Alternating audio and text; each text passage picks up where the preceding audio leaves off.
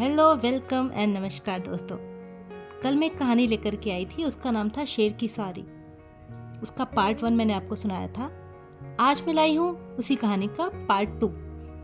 तो जैसा कि आपने सुना होगा, ऐसी उम्मीद करती हूँ मैं कि कहानी में मैंने जहाँ उस कहानी को रोका था वहाँ तक आपने पूरा सुना होगा। तो उसके आगे की शुरुआत करते हैं अब हम। तो अमित, सुमित और शेर में बहस हो रही थी कि जादू आता है कि नहीं आता है। अमित कहता है, ये कैसे हो सकता है, ये जादू तो केवल हमें आता है। शेर बोलता है, अब मुझे डर नहीं है, आज तो मैं तुम दोनों को खा जाऊंगा। फिर इन दोनों को शेर बनवाकर इनके वाले जंगल में जाकर के छोड़ दूंगा। अब तो अमित और सुमित की हालत खराब हो जाती है। वे शेर से माफी मांगते हैं।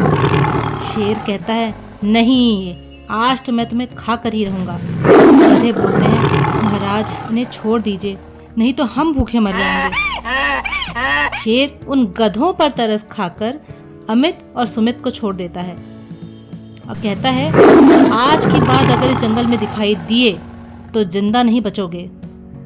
अब अमित और सुमित दोनों डर जाते हैं, घबरा जाते हैं और सरपट घर को दौड़ पड़ते हैं। तो देखा आपने नतीजा, कैसे अमित और सुमित खुद को बहुत ज़्यादा चालाक और होशियार समझ रहे थे, ओवर स्मार्ट समझ रहे थे खुद को।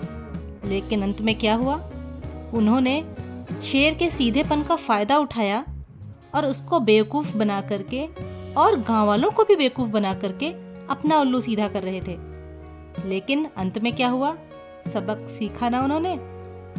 तो इस कहानी से हमें यही शिक्षा मिलती है कि किसी के सीधेपन का नाजायज़ तरीके से फ़ायदा नहीं उठाना चाहिए, किसी को परेशान नहीं करना चाहिए इस तरीके से। अच्छी थी कहानी, मुझे पता है आपको पसंद आई होगी। पसंद आई है तो लाइक कर दीजिए। अब किस बात का इंतज़ार है।